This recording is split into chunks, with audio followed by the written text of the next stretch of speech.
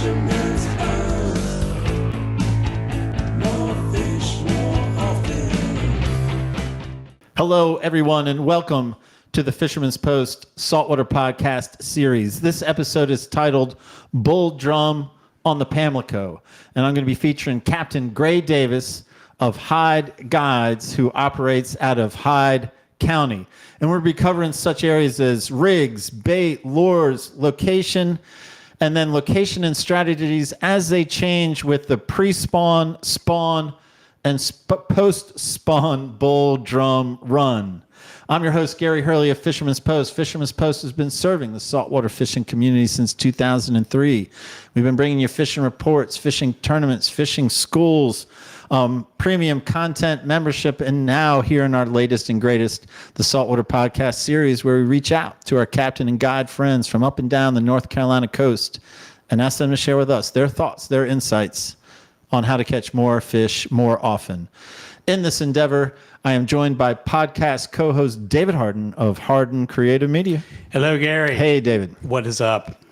I'm talking to a friend, Gray Davis, tonight. I'm talking about one of my favorite North Carolina targets, the bull red drum. And so The big ones. yeah, man. And I tell you, I'm going to tell you, but really I'm telling the audience. Okay, good. So we've had bull drum on here before. We've done podcasts on them, but both of them, or if not all three of them, have been on the news. So I'm excited to have a Pamlico guy on here. A new spot. Yeah. And I liked his concept of he wanted to focus on the differences between pre-spawn, spawn, and post-spawn of these bull red drums. So that's going to be a new coverage angle for us, man. So I think this is going to be a popular, fun podcast. Cool. All right. Well, I'm looking forward to it.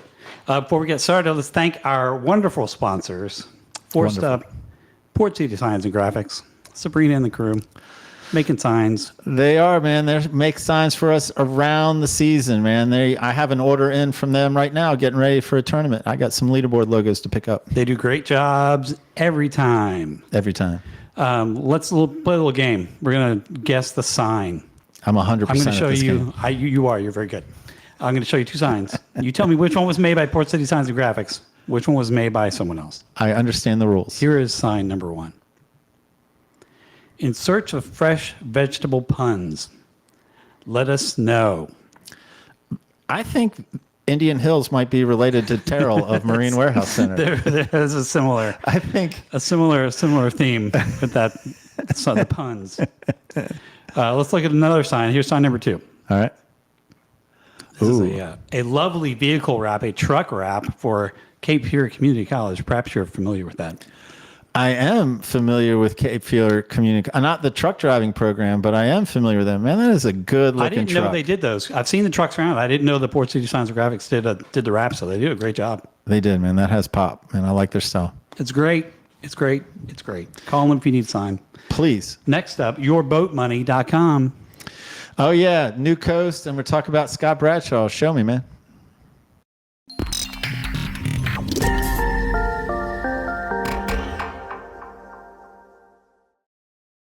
Boats. He does boat financing. He does boat financing education. And as we've been saying on the podcast, is part of the reason why the partnership made sense is like the podcast. He's about education, and the business will come if you provide, the service, man, if you're a good resource, and he is a good resource. You doubt me? Go ahead and check out yourboatmoney.com. And, he's also active on Facebook, Scott Bradshaw, and in several areas, but more specifically in the Topsail Fishing Club area or the Topsail Fishing Facebook group or something like that, man. I mean, he's part of the fishing and boating community and serving the fishing and boating community, man. I'm happy to have him. Another member of the fishing and boating community is Marine Warehouse Center. Yes, they certainly are. You want to see a commercial? I love to see their commercial. All right, let's see it. It gets me pumped. Matt with Marine Warehouse, excited to give you guys a huge update. We're now carrying Seaborn and Spider boat line. Of course, we have the newest models of Carolina Skiff, Sailfish, Sea Chaser, and Pan Marine. With over 60 boats in stock at a Wilmington location, let's schedule a sea trial and let's get you on the water today.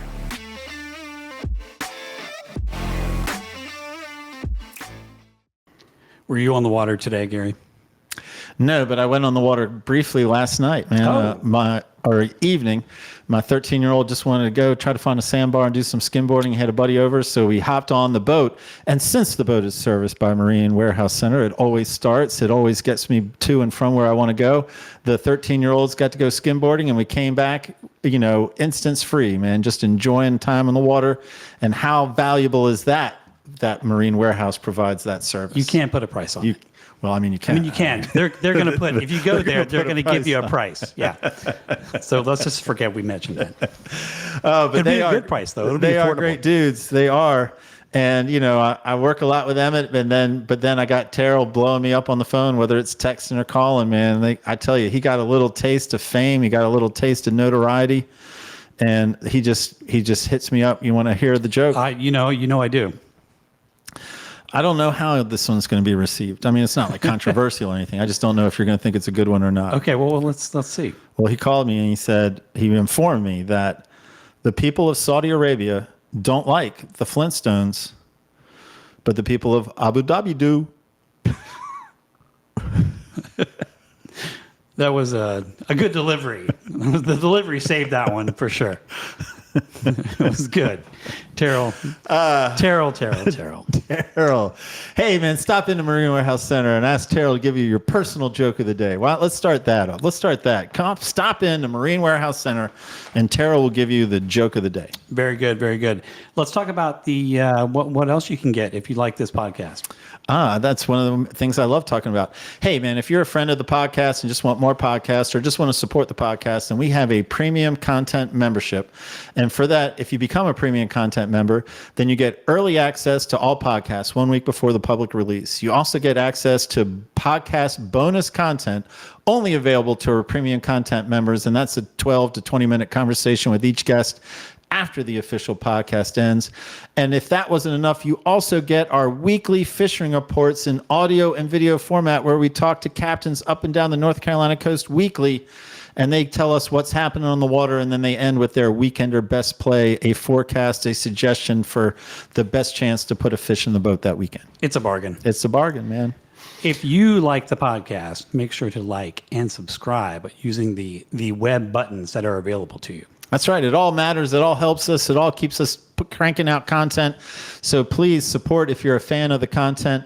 And right now, before I introduce Gray, just a reminder, Dave, that I'm coming to you for Dave's best takeaway. Dave's best takeaway at the conclusion of my conversation. You got it. But right now, man, I get to introduce friend Captain Gray Davis of Hyde Guides, and again, he operates out of Hyde County. No singular municipality will claim him, so he does Hyde County, and we're going to talk about bull drum on the Pamlico. Captain Gray Davis, a pleasure to have you on the podcast. Pleasure to be here. All right. Well, listen, Gray, I'm a fan of yours. I've already stated that, but no one gets on the podcast until they answer 2 questions. So as soon as you tell me you're ready, I give you question number 1. Bring it on. Question number 1, Captain Gray Davis, why should I, Dave, or anyone for that matter, listen to anything you have to say about a bull red drum? I have 14 years of experience catching these fish. I'm 33, so do the math. And I live in probably the most uninhabited area of the state of North Carolina, besides maybe somewhere in the mountains. So that's why you should listen to me.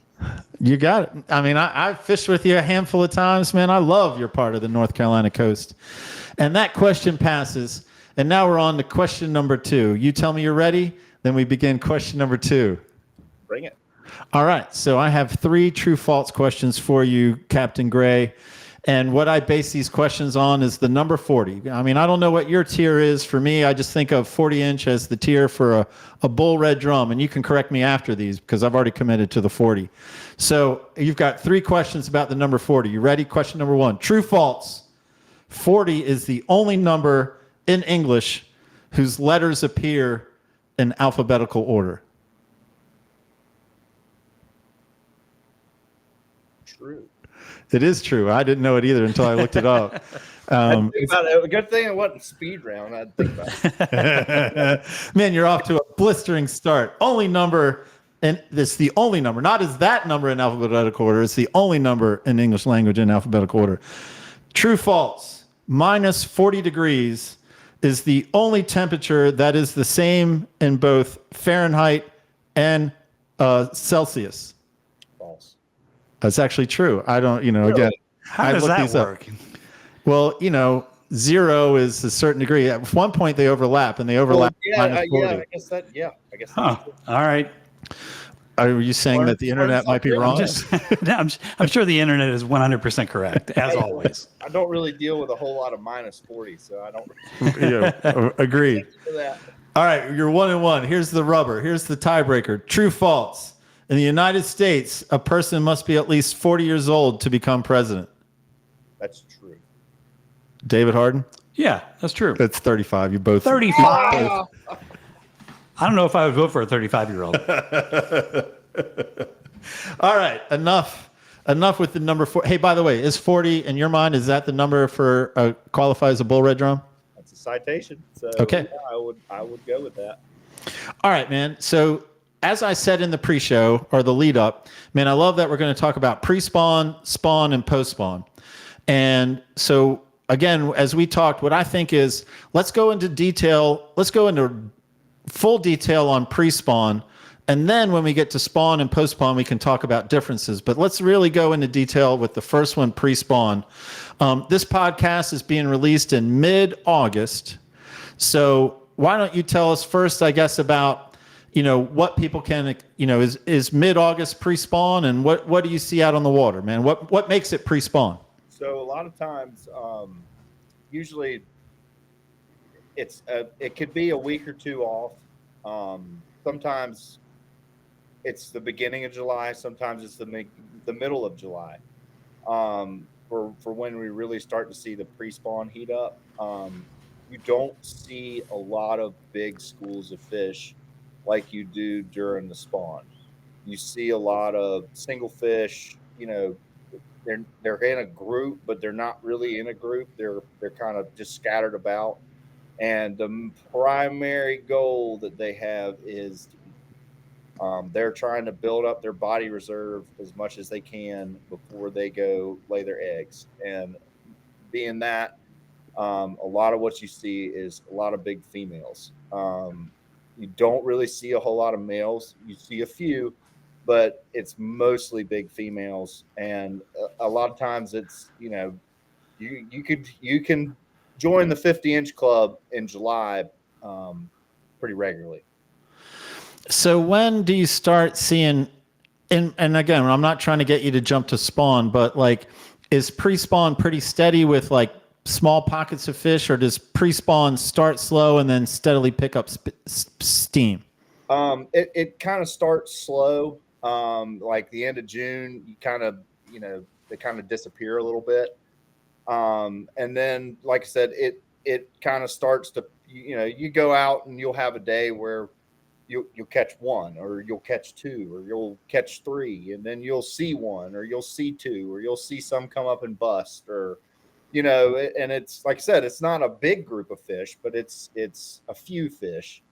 And then as far as the spawn goes, and like I elaborated yesterday, the spawn fish are moving in and out the whole time. So, these fish are really old and they're creatures of habit, and they kind of do the same thing every year because that's what they know to do. And, the fish that show up early are usually the older females. Like I said, that's how you usually catch the bigger ones this time of year, opposed to when everybody thinks August and September is the best.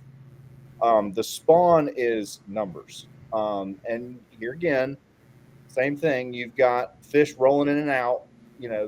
Some come up and do their business on the moon in July. Some come up and do their business on the moon in August. But then they all come and do their business in September. Okay. I don't know if you can answer this because, again, we brought you on as our Pamlico guy. But our conversation right now, how similar would it be if you were on the noose? Are you guys pretty synchronous with the noose? I mean, I know it can change, but in general. That area, Cedar Island, the noose, I kind of grew up fishing down there too. they're yes, but I don't. I think the crowd down there doesn't really start targeting them until August. See, here I think we also have I would say maybe a resident population, kinda, but you can tell too. And I mean, I've been a part of tagging data too, where you know we'll tag a fish over here, and then all of a sudden it shows up in when they take the tag off it, it showed up in Cedar Island. So I think when they they're coming in Ocracoke, they're coming in Hatteras. I think we get a lot of fish from most of our fish come from Hatteras. Um, I think a few fish probably split the shoal, Brown Island Shoal, and they come to us from the south, from Ocracoke. And then I think the Noose's fish, they all come from Ocracoke. And I think you get a few lost in translation that just kind of diddy bop back and forth across that shoal. But the main two inlets are Ocracoke and Hatteras, where these fish are coming in at. Okay, so now if I target the conversation to when this podcast is airing, which again is mid, we'll just say mid-August, and I believe you said again in our show setup that the area we're talking about certainly isn't the whole Pamlico River, but it's like, I guess, from the Pungo River down and including parts of the Sound. And one, you can let me know if I'm right about that, and then two, tell me, man, in mid-August, and every year can be different, but what do you expect to see? What areas do you expect to look at closer, spend more time on in mid-August? So there, like I said, with this re-elaborating on the pre-spawn spawn stuff. So like I said, you've got fish that are rolling in and out. So mid-August usually start to see some of these bigger females go out to the deep and start spawning. They'll run the river edge from the mouth of the river, and they'll go all the way up the river. It really kind of depends on current. If we've got a lot of southwest wind and the current's rolling out the river, they'll go all the way to Bath. And that makes it kind of tough for me. But if we've got a lot of east, a lot of times, you get a southwest and then you get a lot of east. A lot of times those fish will turn around, put their nose in the current, and come back down the river to us. So it's kind of they're moving up, they're moving down, they're moving up, they're moving down. But when they start spawning, they all go out to that river edge, and they use that river edge as kind of a meeting ground, where the females are laying the eggs, the males are doing what they do, and then the eggs kind of go at the whim of the current. So that's kind of how, if that kind of makes sense. Okay, man. So when you're saying river's edge, is that where Pamlico River meets Pamlico Sound? Yes. Well, so you look at contour mapping. I'm trying not to give too much away, but if you look at contour mapping and you look at the river edge, there's a lot of they're not steep drops, but to them it's to you 2-3 feet doesn't sound like a deep ledge, but it's a ledge. It's an edge that they can feel them. They can tell the difference in the sunlight in the water, I guess it would be. And when they're pushing up and they get to that river edge, a lot of times they're just going to sit there, run that river edge, whichever way the current's going, and meet and do what they need to do. But like I said, also you still catch a lot of fish that are still coming to do the pre-spawn deal. So they're still coming to eat. And a lot of times what that is shallow water. Less than 3 foot. And they're looking bait, they're looking crabs, they're looking mullet, spot, whatever they can get. They don't, at that point, they don't care. It's just sustenance to them. And they're trying to eat as much as they can before they go out in the mouth of the river. Now, the ones that you're catching that have already spawned at the mouth of the river are eating because it's just like a pregnant woman.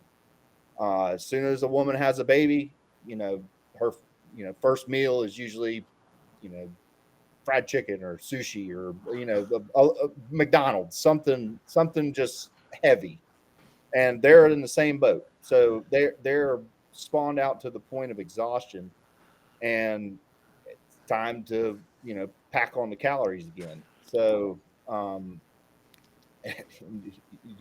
you're out there, you'll be sitting there thinking that you're in a whole school of bucks, the 35 to 40-inch class, and they're all males, and all of a sudden you just get a screamer, and it ends up being a 48 or a 52 or something like that, and it's always a nice surprise. Okay, man, I get this, and I don't know that I've realized it before, but if we're targeting feeding bull red drum, then we're in the shallows, which would be, you said could be 3 feet, but we'll say what, 6'5" down to 3 feet. And if they're not the feeding, if they're in the spawning motion or the movement, then they're out deeper. And what would be deeper to you, man? When you're looking for spawning fish, what is deep? 10 to 15 foot on some kind of hard bottom. And that's where we kind of are similar with the noose, is they're on those river edges the same way we are. And they're looking for rocks, oyster lumps, things of that nature, because that's where the eggs are going to be laid. Okay. On that hard bottom. So here in mid-August, I'm going to stay on mid-August until we, venture on. But here in mid-August, typically, every year is different. Like, what's your thought, man? Are you more apt to do a lure? Are you more apt to do bait? Or what's your thinking, in general in mid-August? Or what helps you make up your mind? Mid-August, if we catch them on lures, it's usually an accident. Like we're back in the shallows somewhere, and we're throwing top water first thing in the morning, and lo and behold, there's a big drum. And it's not really as spotty as you think it is. I said it's an accident, but a lot of times you can kind of, if it happens, you're like, oh, okay. It's not like, oh my God, there's a drum back here. No, it can happen. And sometimes you catch multiple. But the primary, and everybody does it, is a piece of bait. I mean, and you can't, for a fish that old and that lazy, you cannot beat a piece of bait. Yes, it is cool to catch them on top water. Yes, it is cool to catch them on plugs or on popping corks, but you can't. It's very hard to beat a piece of bait. And I will go into kind of some recent. I'm doing a lot of old history, but I'll do a little bit of recent. I guess forthcoming. We have so much bait in our sound now that I think that, and I've talked to a few other guides about this too, I think the popping cork era is over. I think it's done. I think these fish, think about it. I mean, with so many shrimp, so many crabs, so much life, what's easier than swimming around on the bottom and opening your mouth up? I mean, there's not anything easier than that. Why do I need to go in this ball of menhaden, which probably is not very good? It's just substance, and chase these menhaden around and get my tail bit off by these bluefish when I can just lay on the bottom and eat everything that's on the bottom and get enough food that I'm full. The popping cork fishing has not been very good for the past 3 years. And a lot of us have realized that, and we've started switching to strictly bait. How cool that was when it was happening was very cool. But I don't believe that really is a thing anymore. You can do it.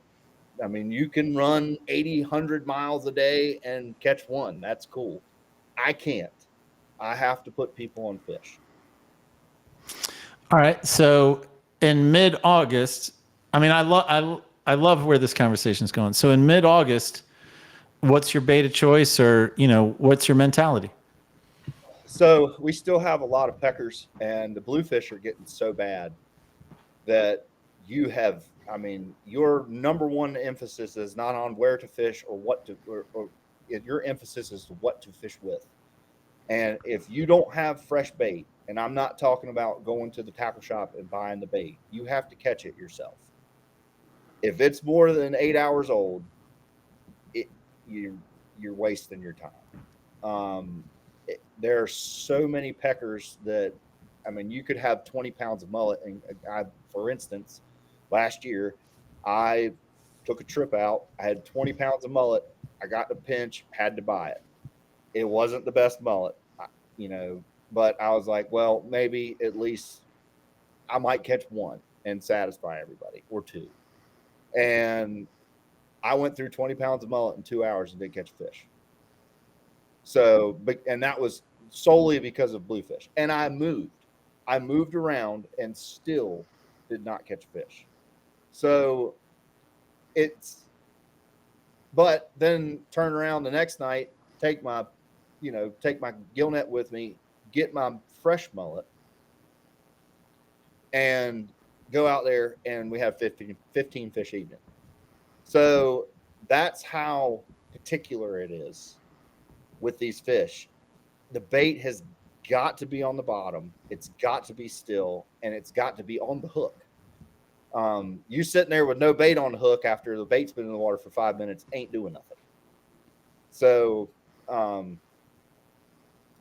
yeah, the fresh bait, fresh mullet, menhaden work good, and the only reason menhaden work good is because you can have a lot of them.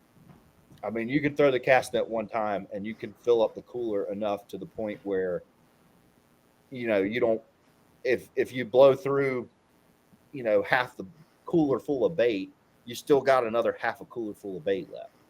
So you can get enough going on the bottom, enough scent going on the bottom where you're going to attract something. But as far as that goes, that's kind of my big thing, is the bait has got to be fresh. Okay, so I have a question, and I'm not asking for names or contacts, but I hope everyone who watches this podcast calls you and books a red drum trip, but that's not going to happen. Like, some people watching the podcast want to use this to up their game or try it out. So is there no commercial opportunity for me to buy fresh mullet on your side of the Pamlico River? Like, you're getting in a little deep here. Okay. So tackle shops will sell it, but you question the freshness. That's really my only option, because I'm just thinking, I could bring my boat there, but if you're telling me I got to lay out a gill net to catch mullet, I'm like, I don't know if I'm in anymore. Well, and that's the thing, is it's also how you keep it. You can get away with, if you've got fresh mullet, you can get away with using it for 2, 3, 4 days. Usually by the 4th day, it's about done. But it's all about how you keep it. And if you keep it in a pool of water, it ain't going to make it 3 hours. Or if you keep it on straight ice, it ain't going to make it. It's just not. You got to keep it dry. You got to keep the bag from getting water in it. And you got to keep it cold. Okay. And if you can do those things, you can have, you can go a couple days. But, and this year has been, and that's the other thing, is when we get into August, the mullet fishing gets good. And barring we have some crazy tidal, which it happens every year. There's been very few years that it doesn't happen. If we don't have a crazy tidal swing where we've got, a lot of east wind and we've got some crazy moon, which that's usually when it's the best to go drum fishing. It's hard to find mullet, because they go back in the marsh and you cannot get to them. And that's when I usually find use menhaden and find menhaden. And like I said, it's good. It works. But it is nowhere near as good as a piece of fresh mullet. Okay, man. Let's transition to, you choose whether we're going to set up on the shallows or we're going to set up deep. And tell me about the spread you set up. And I'm talking about the basics of your rigs, the basics of your rod and reels. I don't know if you put out 6 or just sort of walk me through what I would see if I was on your boat and we set up either shallow or deep. So I'll give you shallow first. So I like to set up on bars, sandbars, or at the mouth of a grass bed. And you've done it with me. We'll double team it that time of year where we'll try to put out some smaller rods, some 7-foots with 3,500 and 30-pound braid with like a 40-pound leader on it, and try to catch puppy drum trout. And lo and behold, a lot of times you hook one that for some reason they swim around all the big rods and they go right for the little rod every time. And that's always fun when you hook a big one on one of those small rods. Now, not necessarily great for the fish unless you can just tighten the drag down and just get him in. And then I'll run 2 big rods off of the bow of my boat, and those have got 50-pound braid. They're usually 5,000, 6,000 reels, 7-foot heavy rod, and an 80-pound shock leader. And then I actually tie my own rigs. I don't have any with me right now to show you, but I tie all my rigs. I use a 7/0 Eagle Claw Circle C, 200-pound leader, snelled, a crimp, and a barrel swivel. And I tie a snap swivel to my main line, and then I put the rig on the snap swivel, and then I put a pyramid sinker on my snap swivel, and then close it. Now, to elaborate on that, the reason I do that, I hate the Owen Lupton rig. The Owen Lupton rig is, I don't know why everybody and their brother, I guess it was just something that was what everybody did for a little while. But the rig that I use is legal. It's less. The rig is supposed to, according to DMF, the rig's supposed to be 6 inches from the hook to the weight. Mine's 4. My hookups are better. I don't gut hook fish, and my bait doesn't move. With that egg sinker, if you have any kind of wind, current, wind, anything, that bait is moving around on the bottom. And you're talking about a fish that relies solely on its frontal lobe of its nose to find food, because they can't see. They cannot see 10 foot in front of them. So they don't know that literally when they're running around feeding on stuff, they don't know what they're eating. They are literally feeling that dense protein, and they are going to that dense protein and they're eating it. That's why when the water is really rough, you just mollywobble. It's not whether or not you can stand. It's not whether or not the fish are there. It's whether or not you can stand it. So that's kind of the shallow run. As far as the deep run goes, I fish all 6 big rods. One of the reasons for that is we do have a show, and this is kind of off topic, but we do have a showing of tarpon. And at least if we do hook one, I want to give my customers a chance to land one. And I also want to land one. So, and also here again, you're talking about a fish that's spawning and at the point of exhaustion.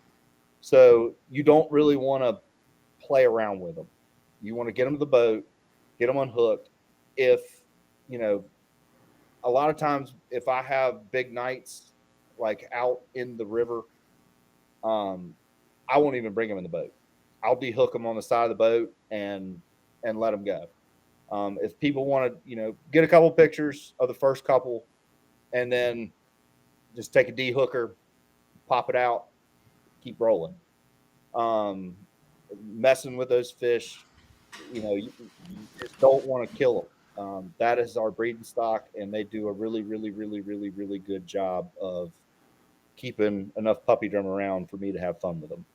So I am really, really big on taking care of these fish, holding them the right way. Um, so, like I said, the heavy rod, heavy reel.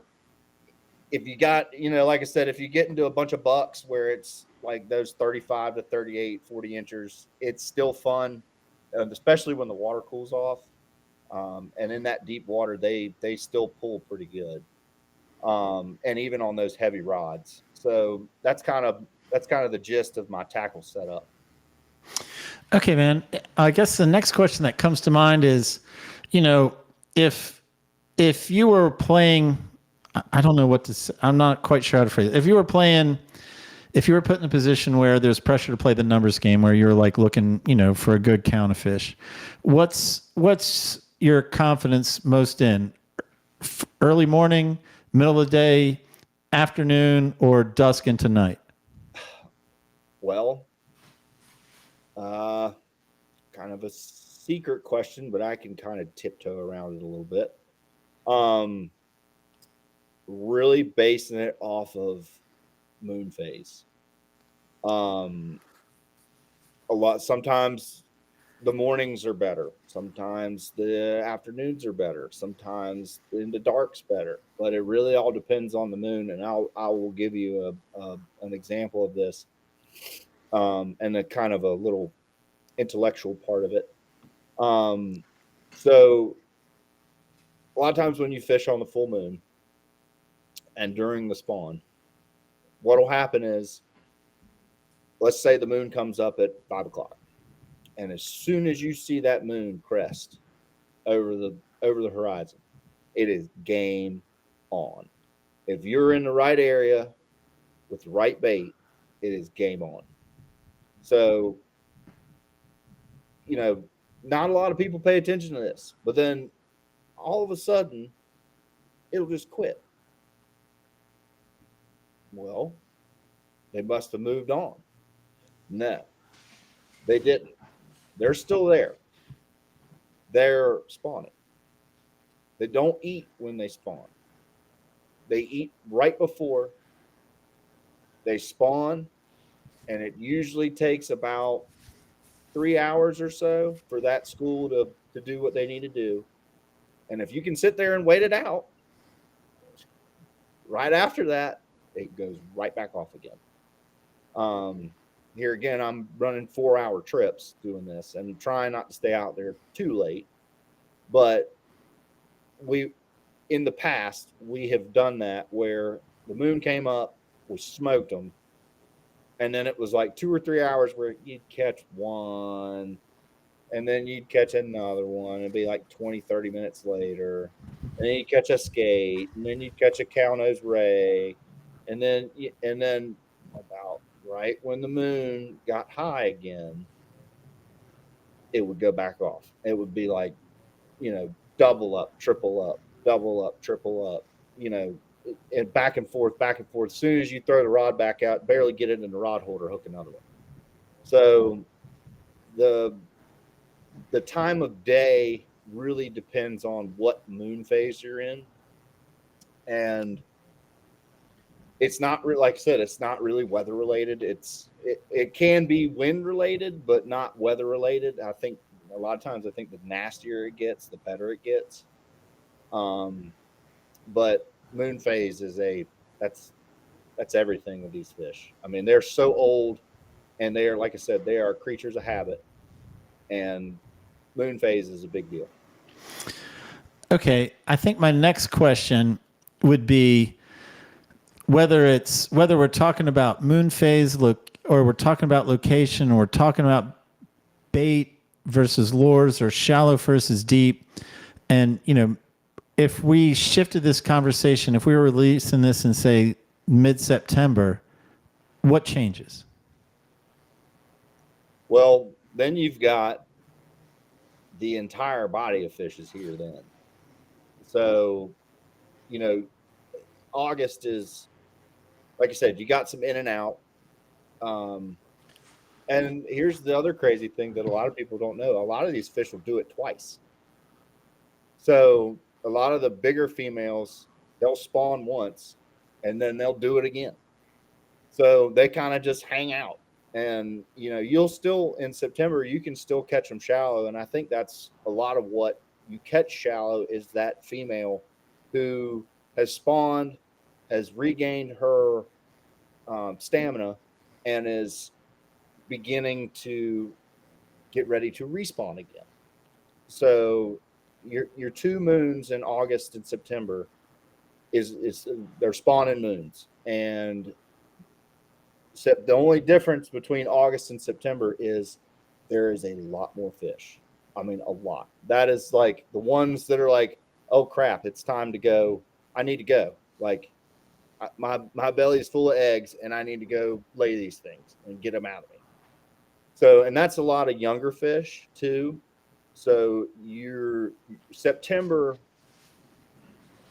August is quality, not so much quantity. You can have some quantity in August, but it's a little more rare. September is quantity with a little bit of quality mixed in.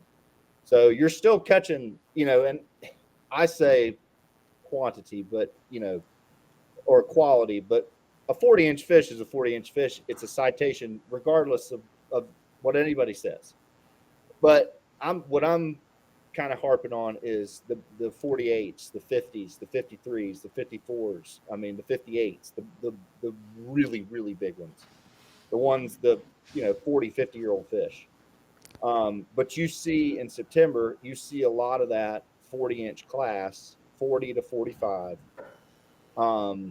And a lot of the bigger females have, like you said, they're spawning again, but you don't really see them as much because you have so much fodder from other fish, all the bucks, all the male drum, that they're doing the same thing. And even though they're not actually laying eggs, they're still fertilizing the eggs, so they're still exhausting themselves as well.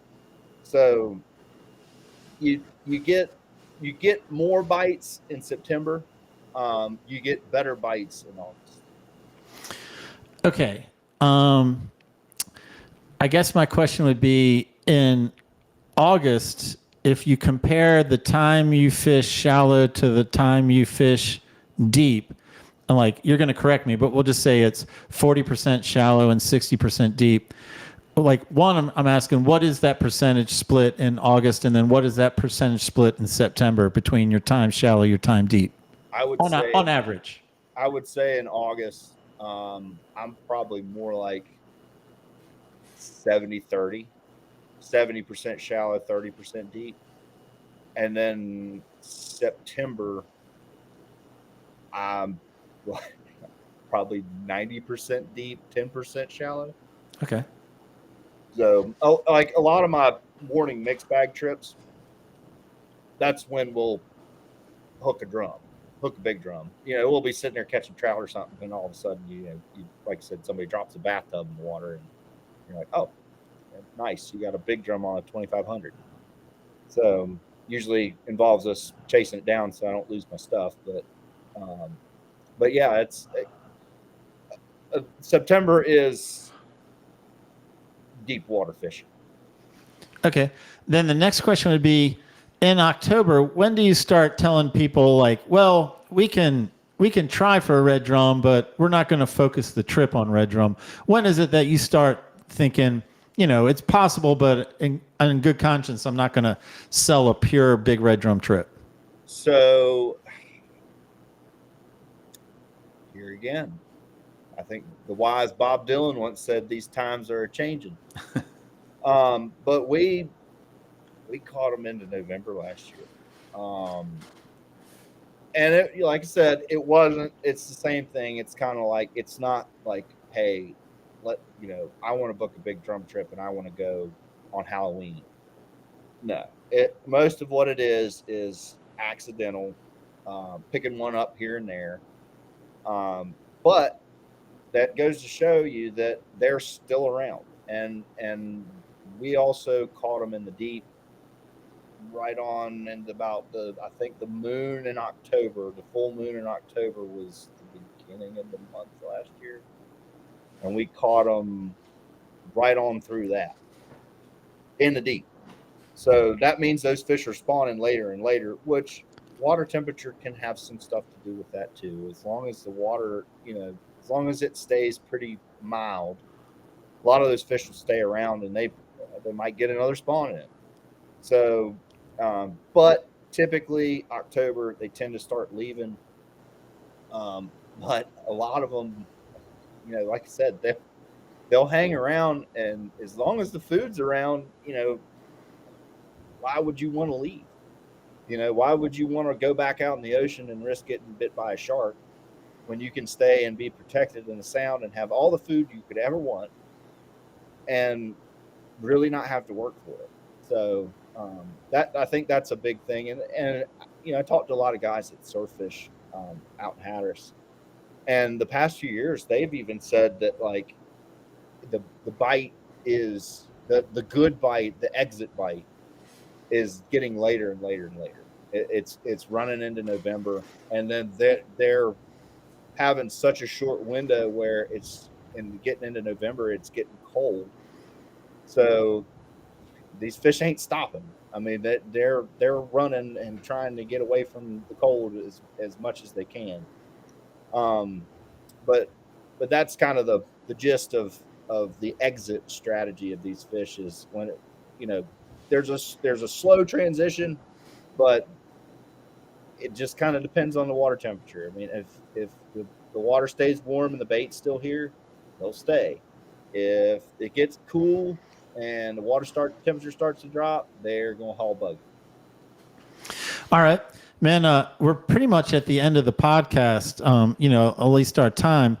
But my standard question before saying goodbye is just to give you the floor one more time, man. I'll throw out a handful of questions, man. Is there anything that we didn't cover that you think is important? Is there, anything left out that we can get in here at the end, or just the basic, final thoughts on bull red drum fishing, again in the Pamlico area where the river's edge, where Pamlico Sound meets Pamlico River. So I've already kind of harped on this a little bit, and I see it all the time, and I feel like this is a good time for me to say it. You get it out to a lot of people. Please take care of these fish. I see people all the time holding these fish up by their gills, hold them straight up and down, dropping them, slamming them on the deck of the boat. It just because it's a big fish doesn't mean that you can just, beat it all to crap. I mean, they're gentle giants. They need to be treated like that. And I sound like an environmentalist, which if anybody knows me watching this, that I'm not. So, but they're a very important part of this ecosystem. And it just really irks me when I see people and like the torpedoing fish. Give the fish a chance to get its bearings back when you're releasing the fish. That method needs to stop. Like I said, I'm sounding like an environmentalist, but if you knew me, you know that I'm a stone cold killer. But I care about these fish, and it hurts me to see that when people treat fish like that. So treat them like a baby, hold them like a baby. If you can avoid, if you've caught 1 million in your life and you have 1 million pictures and you release it in the water, take a picture of it in the water. I mean, the only reason I take them out of the water, take a picture, is it usually is somebody's first fish, and that's a big deal. And if I can be quick, get the fish, get it in the boat, get it unhooked, get a picture, get it back in the water. You got multiple on at one time, don't leave the fish in the boat. Don't do that, please. Get the fish, unhook it, take a picture, get it back in the water. All right. Hey, and I guess just to serve you, man, because I appreciate you sharing and talking with us. just so people can better visualize, what it might look like to go fishing with Gray Davis Hide Guides. Not an exact location. I know I've met you in different spots, but if someone's going to book you for late August or into September, or try to book you, man, what are we talking? Are we talking Swan Quarter, Englehart, or, what would be so that people would have some kind of reference of where in Hyde County they may meet you to get on the boat? Well, the place you stayed, Swan Quarter. If you want to get in touch with me, I've got lodging that I can put you up at, and conveniently it is right. I literally can pick you up on the boat. It's nice to pick you up and drop you off. You don't necessarily have to meet me at the ramp, and that way, if we fish into dark, you don't have to be on the road in a place you don't know, and you can, do whatever you like to do on the boat. Captain Gray Davis of Hyde Guides, talking about Big Bull Red Drum. Man, appreciate you. Appreciate the friendship, and thank you for sharing with us, man. Thanks for everything, Gary. Appreciate it. All right. Well, David Harden. All right, Gary. You've got a lot to choose from. There's a lot of stuff. I was listening the entire time, taking notes. One of the things that I'm big on is bait. Okay. And I never really thought about the freshness of the bait. I just figured, bait is bait. But I need to get out and practice with a cast net probably a little bit more than I normally do to catch that fresh bait, which is what he said that's what you really need to catch the good fish. He's right. And, we could have gone into more about like the care of it, but it's not just catching it, man. But, you remember we did some we did some caring for bait over the wintertime, man. And that's like a big part of it too. And yeah, man, you want an advantage. You want any advantage you can get, man. There can be a fair amount of boats out there. And, I think Gray is correct in putting an emphasis on, quality bait, fresh bait. Right on. Speaking of quality, let's thank our quality sponsors before we wrap up. Yes, please. Port City Signs and Graphics, YourBoatMoney.com, and Marine Warehouse Center. Great sponsors, great partnerships, man. And they're sponsors for a reason. We think they make a great fit with what we're trying to accomplish here with the podcast. That's right. And if you like the podcast, make sure to like and subscribe. Yeah, man. And if you want to support the podcast or just want more podcasts, think about becoming a premium content member. Lots of information as well as the ability to sign up at fishermanspost.com. Do it.